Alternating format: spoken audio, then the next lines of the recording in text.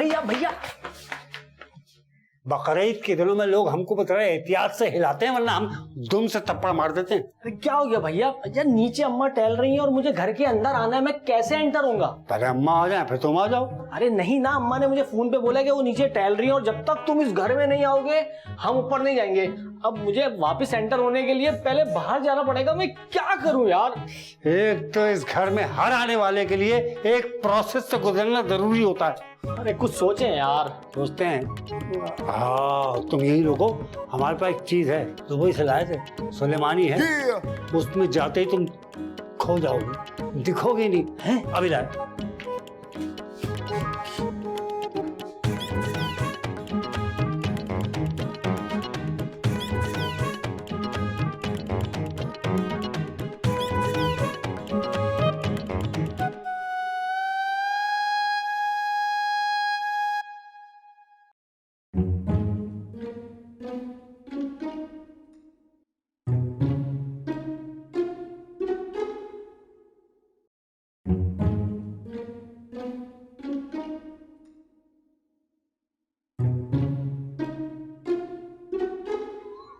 तुम्हारा जूता खुला हुआ है।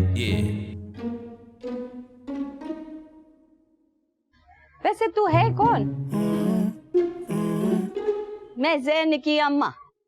मैं जैन के लिए यहाँ पे छोकरी देखने आई हूँ। अब वो छोकरी का क्या नाम है? रबीका। लेकिन तुम कौन हो रबीका की? अरे बाबा क्या बात है, क्यों नहीं बात कर रही हो मुझसे? तुम मेरी बात का जवाब क्यों नहीं दे रही हो? चाहती हो इतनी तगड़ी छोकरी?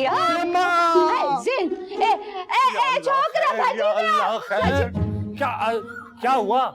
अल्लाह साईं, भजी हुई हो? आपकी भजिया लेके भाग गया?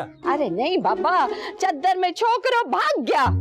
आपने पहचाना तो नहीं ना? अरे चद्दर में था, मैं कैसे पहचानती उसको? वो चद्दर में था छोकरो। अरे भाभी के पास आया होगा किसी काम से, आपको क्या लेना देना, हम पूछ लेते भी है? अब तो छोकरो चद्दर में क्या कर रहा था? भाई होगा कोई सफेद पोश, चादर पोश, भीख मांगने आया होगा, शर्मा रहा होगा। देख लेते, अभी देख लेते। कौन है? अल्लाह साईं, कैसा खानदान है ये अपने छोकरे का रिश्ता यहाँ पे कर रही। चद्दर में छोकरो, घोड़ा रे घोड़ा।